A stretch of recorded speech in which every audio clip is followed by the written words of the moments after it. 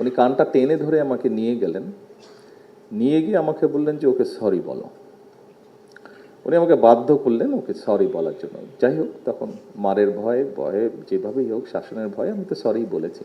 তা আমি সেরকম কয়েকটি শব্দ আমাদের বাসার যে কোনো একজন সহকারী যা ছিল, যারা কাজে সহযোগিতা, তাদের উপরে আমি সেরকম একটু বুলিং করলাম। যেভাবেই হোক আব্বা জিনিসটা জানতে পেরেছেন। জানতে পারার পরে যতটুকু আমার মনে পড়ে, উনি কানটা এইভাবে ধরে টেনে আমাকে নিয়ে গেলেন উনি যখন জানলেন ব্যাপারটা। এই ঘটনাটি আমি আপনারা যে শুনলেন, আপনাদের সামনে যেভাবে আমি তুলে ধরলাম ঘটনাটা, কানটা ধরার স্টাইলটা যেটা দেখালাম, নিশ্চয়ই আপনারা খুব মজা পেয়েছেন। বাট আমি মজা দেওয়ার জন্য আপনাদেরকে ঘটনাটা বলিনি। আমি চিন্তা করছি যে আচ্ছা আমি শুরুটা করব কিভাবে। কারণ এই জন্য এটা চিন্তা করছিলাম যে আমরা এখানে যারা উপস্থিত আছে, আমরা প্রত্যেকেই শহীদ জিয়ার গঠিত রাজনৈতিক আদর্শে গঠিত বাংলাদেশ জাতীয়তাবাদী দলের সদস্য। দলের সাংগঠনিক স্ট্রাকচার অনুযায়ী বিভিন্ন জন বিভিন্ন দায়িত্বে আমরা নিয়োজিত আছি। এই মঞ্চে খুব সম্ভবত আমি যতটুকু ধারণা করতে পারি, সেলিমা আপা আছেন একমাত্র। শহীদ জিয়া যখন জীবিত ছিলেন দপ্তরে বোধহয় সেলিমা আপা কাজ করতেন। কাজে সরাসরি যদি শহীদ জিয়ার সহকর্মী বলা হয়, মঞ্চে একজন উপস্থিত আছেন, অন্যরা বিভিন্ন সময় হয়তো দূরে থেকে কাজ করেছেন। সামনে যারা উপস্থিত আছেন আপনারা খুব সম্ভবত অধিকাংশই মনে হয় শহীদ জিয়াকে সামনাসামনি সেভাবে দেখেননি, হাতে গোনা কয়েকজন ছাড়া। জীবিত শহীদ জিয়াকে সামনাসামনি দেখেননি কেউ কেউ, সবাই না, আমি বলেছি অধিকাংশ, মানে কমেন্ট মধ্যেও যারা আছেন তারা দেখেছেন অনেকে। RICL TMX, যুগের পর যুগ স্থাপনা থাকে মজবুত। প্রবলেমটা হয়েছে আমার, এই জন্য প্রবলেমটা যে আমি কোন অবস্থান থেকে কথা বলবো, কারণ উনি তো আমার পিতা। এই মুহূর্তে আমি হয়তো দলের দায়িত্বে আছি, দলের একজন রাজনৈতিক কর্মী হিসাবে আছি, ওই হিসাবে চিন্তা করলে উনি আমার নেতা, আবার আরেক দিক দিয়ে চিন্তা করলে আমি ওনার সন্তান। কাজে আমি এখন কোন অবস্থান থেকে কোন দিক থেকে বক্তব্য রাখবো, এটা খুব ডিফিকাল্ট একটা বিষয় আমার জন্য, আমার কাছে মনে হয়েছে। বক্তব্যের শুরুতে যেহেতু আমি ওনার সন্তান, সেজন্য আমি আমার দুটো এক্সপিরিয়েন্স আপনাদের সামনে আমি শেয়ার করতে চাই। তারপরে হয়তো আপনাদের সামনে আমি তুলে ধরার চেষ্টা করব যে রাজনৈতিক অবস্থান থেকে, অর্থাৎ ওনার দলের একজন কর্মী হিসাবে ওনার সম্পর্কে আমার বক্তব্য আজকের এই অনুষ্ঠানে। এক্সপিরিয়েন্স প্রথম যেটি, সেটি হচ্ছে এই ঘটনাটি খুব সম্ভব 75-6 দিকে হবে ঘটনাটি। স্বাভাবিক, সকলের বাসার বিভিন্ন কাজে সহযোগিতা করার জন্য মানুষজন থাকে।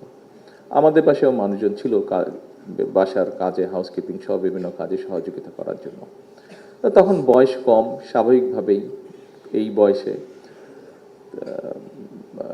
12-13 বছর বয়সের একজন ছেলের সে কিরকম তখন সে মানুষে থাকতে পারে, এটা আপনার ধারণা। দুষ্ট প্রকৃতির ছেলে, যা ইচ্ছা হচ্ছে তাই করার চেষ্টা করছে, যা ইচ্ছা হচ্ছে তাই বলার চেষ্টা করছে। এবং স্বাধীনতার পরপর এখন যেরকম আনফর্চুনেটলি দেখা যায় যে সোশ্যাল মিডিয়াতে বুলিং হয়, তো স্বাধীনতার পরপর আমরা তখন ছোট, বিভিন্ন পাকিস্তানের মাত্র গিয়েছি, পাকিস্তানি বেশ কিছু শব্দ যেগুলো দিয়ে মানুষকে বুলিং করা যায়, এরকম শব্দগুলো আমরাও শিখেছি তখন স্কুল থেকে, এরকম শব্দ। তা আমি সেরকম কয়েকটি শব্দ আমাদের বাসার যে কোনো একজন সহকারী যা ছিল, যারা কাজে সহযোগিতা, তাদের উপরে আমি সেরকম একটু বুলিং করলাম। যেভাবেই হোক আব্বা জিনিসটা জানতে পেরেছেন। জানতে পারার পরে যতটুকু আমার মনে পড়ে, উনি কানটা এইভাবে ধরে টেনে আমাকে নিয়ে গেলেন উনি যখন জানলেন ব্যাপারটা। ওরা যেখানে সাধারণত বসতো, কাজের ফাঁকে ফাঁকে যেখানে রেস্ট করতো, ওখানে ওই লোকটা বসা ছিল। উনি কানটা টেনে ধরে আমাকে নিয়ে গেলেন, নিয়ে গিয়ে আমাকে বললেন যে ওকে সরি বলো।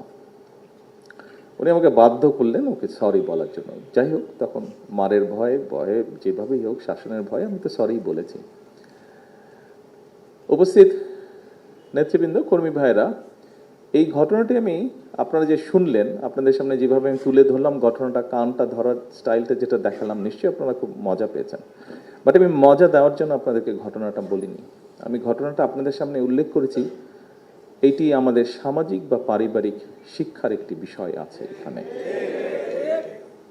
আমার কাছে 17 বছর পরে দেশে ফেরার পরে আমি মহাসচিব সাহেবের সাথে আরও কয়েকজন সিনিয়র নেতৃবৃন্দের সাথেও মাঝে সাঝে কথা প্রসঙ্গে আলাপ করেছি। আমার কাছে মনে হয়েছে আমরা ছোটবেলায় যেই পারিবারিক বা সামাজিক শিক্ষাটা পেয়েছিলাম কোথায় যেন একটা অভাব মনে হয়েছে দেশে ফিরে আসার পরে। এরকম একটা বিষয়ের মনে হয় অভাব আছে, কোথাও একটা অভাব। হয়তো আপনারা আরো ভালো বলতে পারবেন যারা আছেন আপনারা এখানে। এরপরে আমি মনে করি যে এই বিষয়টিতে বোধহয় আমাদের নজর দেওয়া উচিত। এর ভিতরেই সরকারের দায়িত্বভার গ্রহণ করার পরই আমি আমাদের তথ্য মন্ত্রণালয়ের দায়িত্বে নিয়োজিত যারা আছেন তাদের সাথে আমি বসেছিলাম। আমি তাদের সাথে কান ধরার ঘটনাটি বলিনি, তবে আমার যে এক্সপিরিয়েন্সটি সেটি আমি তাদের কাছে বলেছি যে মূল্যবোধের যে একটা ঘাটতি দেখা যাচ্ছে এই ব্যাপারে তারা এবং শিক্ষা মন্ত্রণালয় কিভাবে কাজ করতে পারে।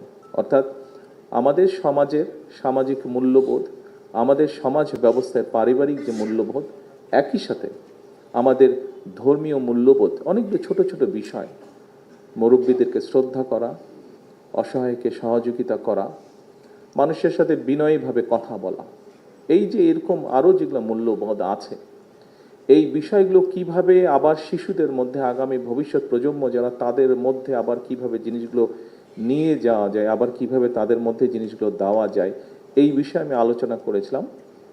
এই বিষয়ে আমরা চেষ্টা করছি কাজ করতে। প্রিয় উপস্থিতিবৃন্দ, সম্মানিত সকল উপস্থিতিবৃন্দ, আমার মনে হয় এটি একটি গুরুত্বপূর্ণ বিষয় আগামী দিনের জন্য আমাদের।